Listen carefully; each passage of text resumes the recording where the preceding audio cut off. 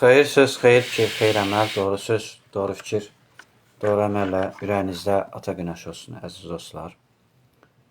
Milli Fədai Hərəkatının apardığı araşdırmalara görə Azərbaycan Respublikasının Daxili İşlər Nazirliyinin, Azərbaycanın nazirliklərin və rəsmi dövlət saytlarına hücumun əslində təşkilində Amerika Birləşmiş Ştatlarının rəsmi kəşfiyyat orqanı olan CIA olduğunu mən açıqlamaq qərarına gəldim.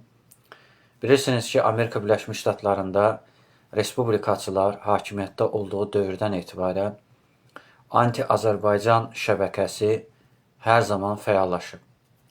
Bilirsiniz ki, George Bush administrasiyası və bilirsiniz ki, həmin dövrdə Azərbaycan təbii ki, Avropa İttifaqı üzv ölkələrindən 9-7-ci düzəlişlə bağlı bilirsiniz ki, 92-ci ildə məhz Amerikanın senatorluğunda təmsil edən respublikaçılar bu qərarı vermişdilər. Və bilirsiniz ki, 2019-cu ildə Azərbaycanın Ermənistan tərəfindən Tovuz şəhərində 2020-ci ilin iyul ayında bu hücumun da baş verdiyi dövrdə hakimiyyətdə Donald Trump idi. Və bilirsiniz ki, Donald Trump hakimiyyəti hal-hazırda bir çox rəsmi saytlara, USAID və digər qurumlara qarşı konkret səlib yürüşünə başlayıb. Washington Post, New York Times, Guardian və Bloomberg, Amerikanın Səsi radiosu, Azadlıq radiosu və bütövlükdə dünyanın demokratik ölkələrdə mövcud olan pluralizminin və söz azadlığının tamamilə sıradan çıxarmaq niyyətinə düşüb. Bilirsiniz ki, Azərbaycan Respublikasında Turan İnformasiya Agentliyi və BBC Azərbaycan Agentliyi fəaliyyətini dayandırdı. Bundan əlavə Azərbaycanda bugün çox təəssüf ki, Meydan TV-nin əməkdaşı Fatimə Mövlanlı həbs olunub. Və bundan əvvəl isə bilirsiniz ki, Nurlan Qəhrəmanlı Meydan TV-nin əməkdaşı, Kanal 13-ün əməkdaşı həbs olundu. Və bundan əvvəl Fərid İsmailov və Şahnaz Bəylərqızı həbs olunmuşdu. Şahnaz Bəylərqızı əfv olundu. Faktiki olaraq Azərbaycan Respublikasının demokratik dayaqları sıradan çıxarmağa başlayıblar. Və təsəvvür edin ki, bu məsələ ilə bağlı rəsmi olaraq Daxili İşlər Nazirliyi, digər dövlət orqanları rəsmi açıqlama verdilər ki, onların həbs olunmasının səbəbi əlbəttə ki, qaçaqmalçılıq, vergidən yayınma və xaricdən qrant almaq və xaricdən qanunsuz valyuta qaçırma maddələri ilə və korrupsiya məsələləri ilə bağlı həbs qəti imkan tədbiri seçilib. Amerika Birləşmiş Ştatlarının CIA orqanı isə Azərbaycanda insan haqlarının pozulması, söz azadlığının boğulması, digər məsələlərlə bağlı rəsmi olaraq Amerika Birləşmiş Ştatları açıqlama verdi və demokratların hakimiyyəti dövründə dəfələrlə belə açıqlamalar olub.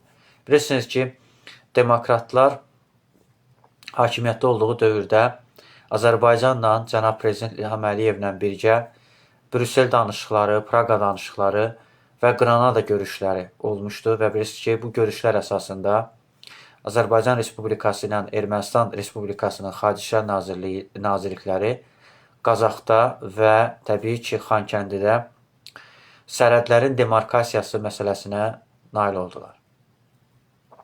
Nəticədə Qazaxın 4 kəndi Azərbaycan Respublikasının yurisdikasına qayıtdı. Təbii ki, Azərbaycan 2-ci Qarabağ müharibəsi başladığı dövr təbii ki, Joe Bidenin yanvar ayının 20-sindən etibarən hakimiyyətə gəlişindən sonra bilirsiniz ki, 2020-ci ilin iyul ayında və 2020-ci ilin sentyabr ayında Amerika Birləşmiş Ştatlarının demokrat hakimiyyəti mövcud olduğu dövründə Azərbaycan 2023-cü ilə qədər antiterror əməliyyatı nəticəsində ərazi bütövlüyünü bərpa etdi. Buna baxmayaraq Azərbaycanda bir çox kütləvi informasiya vasitələrinin, qeyri-hökumət təşkilatının nümayəndələrinin həbs olunması, Amerika Birləşmiş Ştatlarının rəsmi mətbuat təbii ki, kəşfiyyat orqanı bu məsələdə bizim dövlət orqanlarımıza kiber hücum təşkil edib. Əlbəttə ki, bu kiber hücumun təşkilində Trump administrasiyasının, respublikaçıların da dırnaq arasında xidmətləri olub. Və təbii ki, respublikaçıların hakimiyyətə gəlişindən sonra Azərbaycanda tamamilə həbslər dayandırılıb və sadəcə bunun müqabilində bir çox mətbuat orqanları fəaliyyətini dayandırdılar. Çox qəribə bir məsələdir ki, Amerikanın səsinin artıq akreditasiya, Bloomberg'in akreditasiya ləğv olundu və görünən odur ki, soyuq müharibə, Azərbaycanla Amerika arasında soyuq müharibə gedir.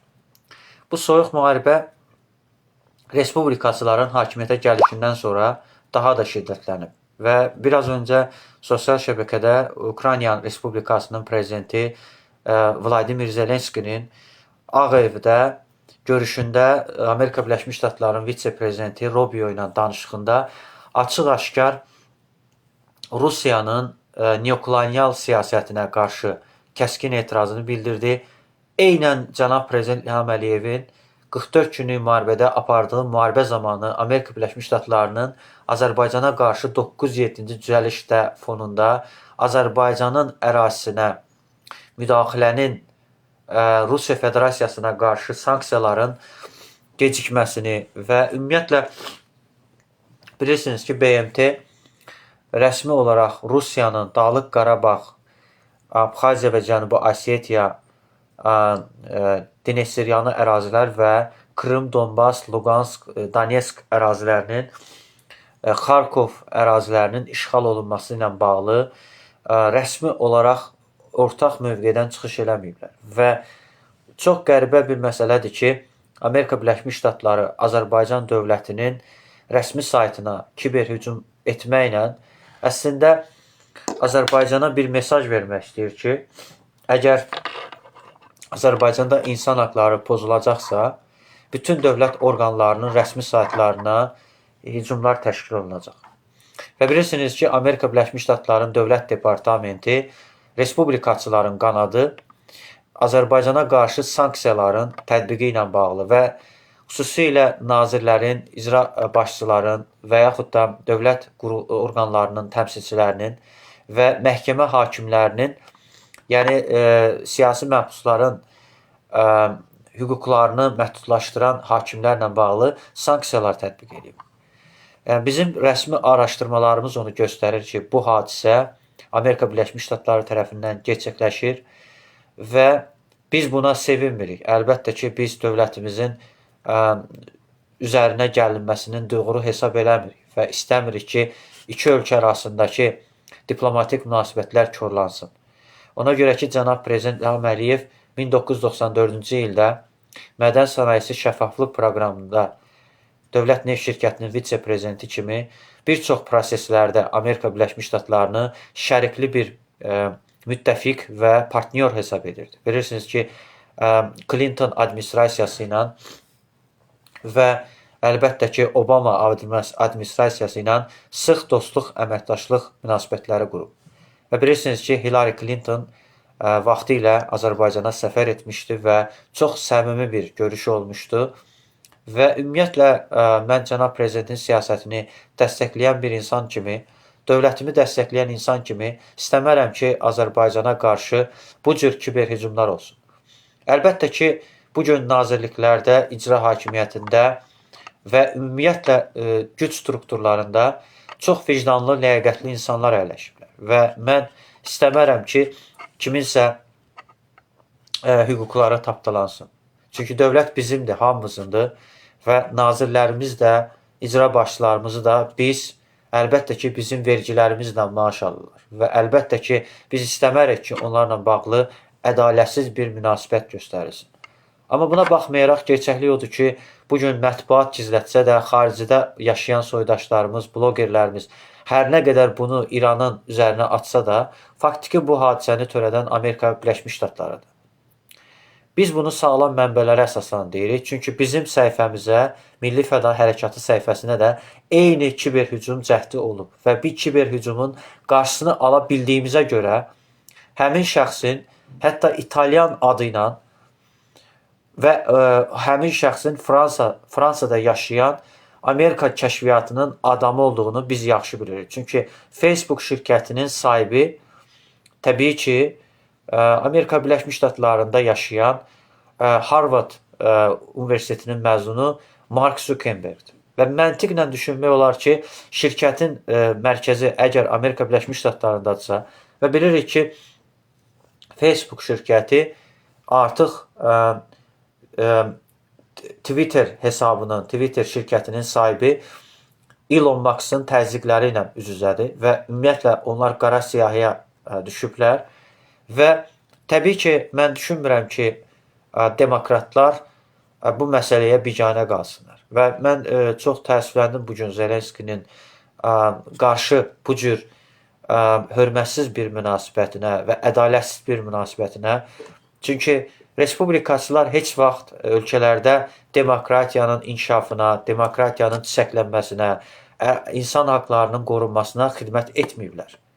Və bütün respublikaçıların hamısında təməl meyar müharibədir. Və ona görə də mən hesab edirəm ki, bunu gerçəkləşdirən hakimiyyət respublikaçılardır. Azərbaycanın müstəqilliyinə, Azərbaycanın qalibiyyətinə həzm edə bilməyən respublikaçılardır. Və bilirsiniz ki, Əbvəz Elçi bəy hakimiyyətə demokratik yolla, seçki ilə gələndə və 94-cü ildə Azərbaycanda əsrin müqaviləsi imzalananda parlamentdə qərəzli şəkildə Azərbaycana iqtisadi sanksiyalar tətbiq etmişdilər. Və mən hesab edirəm ki, senatorlar içində çox sayda erməni lobbisinə işləyən respublikaçılar var. Və onlar heç bir zaman Azərbaycanda nə demokratiyanın inkişafını istəyir, nə Azərbaycanda Dağlıq Qarabağ məsələsinin sülh yolu ilə həllini istəyirdi. Və uzun illər bilirsiniz ki, Madrid prinsipləri yubanırdı. Və ümumiyyətlə respublikaçılar hakimiyyəti heç bir zaman Azərbaycanı sevməyiblər. Və Azərbaycana həmişə qərəzli mövqedən yanaşıblar. Türkiyəyə qarşı, qardaş Türkiyəyə qarşı da İraq əməliyyatında və Türkiyənin bölünməsində və 99-cu ildə bilirsiniz ki, Abdullah Öcalanın Türkiyəyə verilməməsi üçün respublikaçılar əlindən gələni edirdilər. Bilirsiniz ki, həmin dövrdə George Bush administrasiyası xüsusilə İraq əməliyyatında Türkiyəyə qarşı 1 mart qanun layihəsi qüvvəyə minmişdi. Bilirsiniz ki, İskəndərov və İncil şəhərindəki hava limanlarında Amerika Birləşmiş Ştatlarına məxsus hərbi bazaların yaradılması ilə bağlı Türkiyə Cumhuriyyəti Böyük Millət Məclisində qanun layihəsi tətbiq olunmuşdu. Əlbəttə ki, qanun layihəsi qüvvəyə minmədi. Çünki böyük çoxluq bunun əleyhinə səs verdi. Və Türkiyə Cumhuriyyəti Silahlı Qüvvələri İraq əməliyyatında Türk əskərinə qarşı çuval geydirmişdi. Və Türkiyəyə qarşı İsrail dövləti və Amerika Birləşmiş Ştatları ortaq hərəkət edərək Mavi Marmara gəmisində dəhşətli terror aktını törətmişdi. Və həmin dövrdə hakimiyyətdə məhz respublikaçılar idi. Və çox qəribə səslənə bilər ki, bu hadisə 2009-cu ildə baş vermişdi və 2009-cu ildə bilirsiniz ki, yenicə Barack Obama hakimiyyətə gəlsə də, təbii ki, müəyyən dərəcədə respublikaçıların təsir imkanları çox böyük idi. Və ümumiyyətlə, mən düşünürəm ki, Azərbaycan dövlətçiliyinə qarşı respublikaçılar 20 yanvar faciəsini törədən Rusiyaya, Mikhail Gorbaçova böyük dəstəklər vermişdi.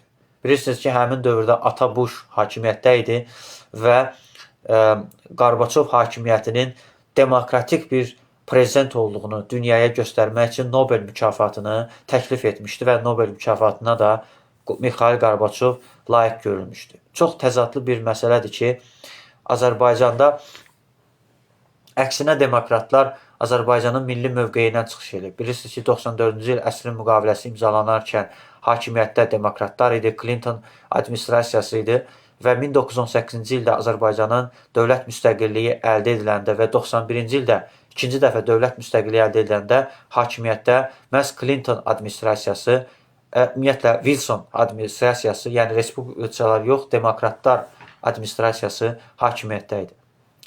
Bir sözlə mən düşünürəm ki, bu siyasi məhbusların sürətlə artması, bilirsiniz ki, əlbəttə ki, Azərbaycanın Daxili İşlər Nazirliyində və təbii ki, Dövlət Təhlükəsizlik Xidmətində və digər nazirliklərdə xeyli sayda Azərbaycanın maraqlarını, milli maraqlarını müdafiə edən insanlar əyləşiblər. Və bütövlükdə bu birbaşa dövlətimizə qarşı edilən kiberhücumlar birbaşa Amerika Birləşmiş Ştatlarından gəlib və düşünürəm ki, bunu açıqlamaq və bunu sübut etmək mümkündür. Çünki sosial şəbəkələr Amerika Birləşmiş Ştatlarının əlindədir. Meta şirkəti tamamilə Amerika Birləşmiş Ştatlarının mülkiyyətindədir və bunu gerçəkləşdirəcək qüvvə də Amerika Birləşmiş Ştatlarıdır. Çünki dünya texnologiyasında Microsoft şirkəti var ki, onun da sərmayəsi tamamilə Amerika Birləşmiş Ştatlarında Harvard Universitetinin məzunu Bill Gatesin sərmayəsindədir. Və bütövlükdə mənə elə gəlir ki, məntiqli düşünsək, məntiqli yanaşsaq, bunun nə Fransa ilə, nə İranla, nə Rusiya ilə heç bir əlaqəsi yoxdur. Rusiyanın hər hansı bir şəkildə nəzərə alsaq ki, təyyarəmizin vurulmasının fonunda Rusiya həm dünya mediası tərəfindən bir terrorçu bir dövlət kimi tanındığını və ümumiyyətlə Rusiyanın sadəcə adına Klassikini və Vkontaktini və ümumiyyətlə Telegram kanalına məxsus olan sərmayəsi olduğuna görə mən şəxsən Facebook şirkətinin Rusiyaya məxsus olmadığını, sərmayəsi tamamilə Amerika Birləşmiş Ştatlarına məxsus olduğunu məntiqli yanaşsaq, mənə elə gəlir ki, bu hadisənin arxa planında Amerika Birləşmiş Ştatlarının kəşfiyyat orqanı CIA-nin olduğunu bir daha mən qeyd etmək istəyirəm. Bəlkə də bizdən başqa heç bir rəsmi mətbuat və rəsmi orqanlarımız bunu məxfi şəkildə açıqlaya bilməzlər. Çünki bunun ciddi şəkildə araşdırılması lazımdır. Və Dövlət Təhlükəsizlik Xidmətinə də mən buradan çağırış edirəm ki, heç nədən qorxmasınlar və biz sonuna qədər Dövlət Təhlükəsizlik Xidmətinin yanındayıq. Və bilirik ki, bugün hətta ölkə prezidentinə məxsus olan Facebook səhifəsinə də kiberhücumlar olub. Mehriban Əliyevanın səhifəsinə də hücumlar olub. Azərbaycan Dövlət Televiziyasına da, Azəritaj Telegram, yəni bütünlüklə Azərbaycanın rəsmi dövlət qurumlarının saytlarına və dövlət saytlarına hücumlar olub. Və bütövlükdə Amerika Birləşmiş Ştatları öz texnoloji resursları ilə, texnoloji imkanları ilə Azərbaycana meydan oxumaq və Azərbaycana dərs vermək, yəni mən buna dərs vermək sayardım. Amma düşünürəm ki, bu formada yox, ən azından diplomatik formada, ən azından danışıqlar apararaq və ölkə, təbii ki, Donald Trump Azərbaycana səfər etməlidir, Azərbaycana gəlməlidir, İlham Əliyevlə görüşməlidir və İlham Əliyevlə görüş əsasında müəyyən məsələlər müzakirə edilməlidir, insan haqları məsələsi. Görürsünüzmü, Donald Trump heç Azərbaycanı saymır və Azərbaycana hesablaşmır. Qalib bir ölkə, ərazi bütövlüyünü bərpa etmiş bir ölkə, BMT-nin COP29 tədbirinə ev sahibliyi etmiş bir ölkəni bugün Amerika Birləşmiş Ştatları qeyri-ciddi yanaşır. Və düşünürəm ki, o özünə də problem yaradır. Bilirsiniz ki, vaxtilə Nabucco projesi ona görə gerçəkləşmədi ki, həmin dövrdə Rusiya Gürcüstana hərbi müdaxilə elədi, hərbi hücum elədi və bunun nəticəsində Gürcüstanın əraziləri işğal olundu. Abxaziya və Cənubi Osetiya əraziləri 2008-ci ilin avqustunda işğala məruz qaldı. Azərbaycan həmin dövrdə Bakı-Tiflis-Ceyhan kəmərini, Bakı-Tiflis-Ərzurum və Bakı-Tiflis-Qars kəmərlərini çəkmişdi və bu çəkiliş hesabına Gürcüstan iqtisadiyyatı böyük uğurlar əldə elədi. Və buna görə də Mikhail Saakashvili administrasiyası, hakimiyyəti bir çox bədəllər ödədi. Və Mikhail Saakashvili bilirsiniz ki, hətta vaxtilə Paraşenko hakimiyyətinin dövründə Ukraynada Kiyevdə qubernator vəzifəsinə getmişdi və çox qəribədir ki, onun deportasiyası və onun Gürcüstana təhvil verilməsinin fonunda Gürcüstanda yenidən prezident seçilməsi ilə bağlı namizədliyini irəli sürəndə məhz Gürcü arzusu hakimiyyəti zor gücü ilə hakimiyyəti zəbt edəndən sonra, işğal edəndən sonra faktiki Mixail Saakashvilini nə Ukraynaya verdi, nə də onu həbsdən azad elədi və ona böyük işgəncələr verdi. Və bu çox qəribədir ki, Əfqan Sandıqovun da Gürcü arzusu açıq-aşkar ona qarşı repressiya eləyir və hətta Azərbaycana ekstradasiya etmək istəyir. Yəni faktiki olaraq bu adamı cinayətkar kimi Azərbaycandan, ölkəsindən məhrum edərək ona cinayət işi, qanunsuz bir cinayət işi açır. Və Gürcü arzusu doğrudan da anti-Azərbaycan, anti-Türk və anti-Qərb hakimiyyətidir. Görün, orada Azərbaycanlıların başına nə oyunlar gətirirlər. Təsəvvür eləyin ki, Gürcüstanda bələdiyyə hakimiyyətində bir çox tanıdığımız insanlar faktiki olaraq dayaqlarını itiriblər. Amma buna baxmayaraq Gürcüstanda hələ də milli demokratiya uğrunda mübarizə davam edir. Və onlar hələ də gənclərimiz, orada yaşayan soydaşlarımız bunu etnik Azərbaycanlılar, Borçalıda yaşayan Azərbaycanlılar qətiyyətlə Gürcü arzusunun repressiya siyasətinə etiraz edir. Və görünən odur ki, Quam çərçivəsində bölgədə bir anti-Amerika havası və Qərbin və Avropa İttifaqının bu bölgəyə gəlişi müşahidə oluna bilər. Və nəticə nə ola bilər? Azərbaycan Avropaya yaxınlaşa bilər və o cümlədən Ukrayna, Gürcüstan, Moldovada Avropaya assosiativ saziş imzalamaq, NATO-ya əməkdaşlıq etmək və Türkiyə Cumhuriyyətinin faktiki olaraq Qara Dənizə girişini təmin etmək mümkün olar. Çünki Zelenskinin də Ankaraya səfərində məqsəd buydu və Türkiyədən iqtisadi hərbi dəstək almaqdır. Və bayraqdarların hesabına və ümumiyyətlə düşünürəm ki, bu proses sürətlənə bilər. Yeri gəlmişkən, bugün həm də 28 fevral Türkiyə Cumhuriyyətinə qarşı postmodern dövlət çevrilişinin il dönümüdür. Bilirsiniz ki, həmin dövrdə hakimiyyətdə olmuş deməli Rifah Partiyası ilə Doğru Yol Partiyasının koalisiyası, bilirsiniz ki, Erbakan və Tansu Çiller hakimiyyətdə olub və həmin dövrdə Türkiyə Kardak əməliyyatı həyata keçirib və Mavi Vatan əməliyyatı keçirib. Bu əməliyyat nəticəsində Türkiyə PKK-ya qarşı və ümumiyyətlə Şimali Kipr əməliyyatında böyük nailiyyətlər əldə eləmişdir. Və həmin dövrdə Şemdinli və 30 min hadisəsi olmuşdu və həmin hadisənin fonunda Türkiyə faktiki olaraq PKK terror təşkilatında qarşı mübarizələr aparmışdı. Təəssüflər olsun ki, 28 fevral dövlət çevrilişinə cəhd nəticəsində Türkiyədə faktiki olaraq banklar çökməyə başladı. Türkiyə böyük iqtisadi böhrana, 2001-ci il iqtisadi böhranı ilə üz-üzə qaldı və o cümlədən Türkiyə Cumhuriyyəti təbii ki, koalisiyalı və erkən seçkilərə getmək məcburiyyətinə qalmışdı. Və həmin dövrdə bilirsiniz ki, Ana Vətən Partiyası və Doğru Yol Partiyasının ortaq koalisiyası qurulması planlaşdırılırdı.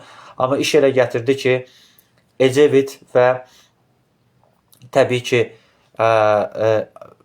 Məsud Yılmaz koalisiyası formalaşdı və əlbəttə ki, həmin dövrdə Ahmet Necət Sezer hakimiyyətdə idi, prezident olmuşdu, o neytral mövqedə idi və bilirsiniz ki, sonradan Dövlət Bahçeli ilə Bülent Ecevit koalisiyası quruldu və Türkiyədə 2002-ci ildə erkən seçkilər nəticəsində AKP tək başına partiya olaraq hakimiyyətə gəldi. Əslində 28 fevral milli görüşçü partiyaya qarşı yox, milli maraqlara xidmət edən hakimiyyətə qarşı edilən və ümumiyyətlə burada fişlənmə baş vermişdir və bu fişlənmə nəticəsində Türkiyədə medialar ordu ilə və cuntacılarla birgə, Gladio təşkilatı ilə birgə bu prosesdə iştirak eləmişdilər. Və bilirsiniz ki, Erbakan və Tansu Çiller koalisiyasının dövründə Fəthullah Gülen şəbəkəsi və Gladio şəbəkəsi də Azərbaycanda 95-ci ildə dövlət çevrilişinə cəhd eləmişdi və həmin dövrdə AMON-çuların lideri olan Rövşən Cavadovdan istifadə etmək və hakimiyyətə Mütəllibovu gətirmək, Heydər Əliyevi devirmək məqsədi ilə cəhdlər edilmişdi. Həmin dövrdə bilirsiniz ki, 95-ci ildə Azərbaycanda Bişkek protokolu imzalanmışdı və Azərbaycan konstitusiyası qəbul olunmuşdu. Və çox ziddiyyətli bir dövr idi və bilirsiniz ki, həmin dövrdə Türkiyədə İmam Xatib məktəblərinin bağlanması məsələsi gündəmə gəlmişdi. Təbii ki, bu da müəyyən dərəcədə vəziyyəti kritik hala gətirdi və Türkiyə Cumhuriyyəti böyük təhlükələrlə üz-üzə qaldı. Və çox təəssüf olsun ki, bir çox belə deyək, partiyaların bağlanması, Rifah Partiyasının bağlanması məsələsi gündəmə gəlmişdi və faktiki olaraq bunu təəssüflər olsun ki, gerçəkləşdirə bildilər. Və birmənalı şəkildə mən yeri gəlmişəm bugün həm də Buzovna Mədəniyyət Mərkəzində Xızır Xelles bayramını qeyd elədim və bu münasibətlə bütün Türk dünyasını səmimi qəlbdən təbrik edirəm. Bilirsiniz ki, bu Novruz bayramı ərəfəsində gerçəkləşən bir Oğuzların və Qıpçaqların ortaq bir bayramıdır və ümumiyyətlə bu şaman inancından, şamanizmdən gələn bir bayramdır və bir daha hər birinizi Xızır Xelles bayramını və Novruz bayramını, Ergenekon bayramını münasibəti ilə və Çilə bayramı münasibəti ilə səmimi qəlbdən təbrik edirəm. Bilirsiniz ki, bu iki bayram Türk tarixində və Türk dünyasında ən əlamətdar hadisələrdən biridir. Və bir şey də deyim ki, mən buradan dövlət orqanlarına səsləndirəm ki, biz bunun təxribat olduğunun və Amerika-Azərbaycan münasibətlərinin inkişafında böyük bir təxribat xarakteri olduğunu düşünürük və ümumiyyətlə düşünmürəm ki, bu hadisəni Rusiyanın hansısa xüsusi xidmət orqanları törətsin. Çünki Rusiyanın elə bir gücü və elə bir resursları da yoxdur. Bilirsiniz ki, zaten bu nazirliklərin saytları da Rus dilində də, İngilis dilində də yayınlanır və digər tərəfdən Rusiyaya qarşı Azərbaycanın təbii ki, Baku TV-nin məxsus Haber Global kanalı zaten kiber hücuma məruz qalmışdı. Bunun da təbii ki, arxasında Amerika Birləşmiş Ştatları olduğunu düşünmürəm. Amma təbii ki, bunu hələ ki araşdırılır və araşdırılacaq. Amma şübhə etmirəm ki, bu dövlət qurumlarımıza edilən, dövlət saytlarına edilən kiber hücumların arxasında Amerika Birləşmiş Ştatlarının kəşfiyyat orqanı olduğunu düşünürəm. Bunun həm elmi əsasları var, həm bunun məntiqi əsasları var. Və düşünürəm ki, bu kiber hücumun arxasında məhz Gibbardın, Amerikanın yeni CIA kəşfiyyatının rəhbəri Gibbardın olduğunu düşünürəm.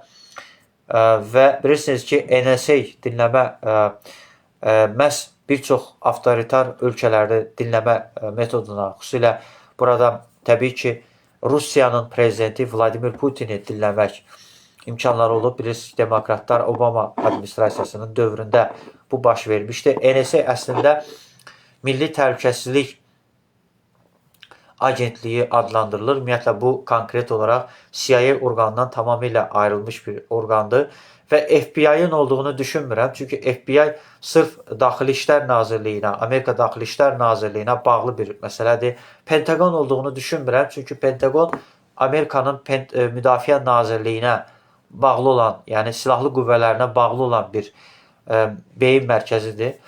Ona görə də mən düşünmürəm ki, bunun arxasında hər hansı bir Pentagon və yaxud da konkret olsa desək FBI olduğunu düşünürəm.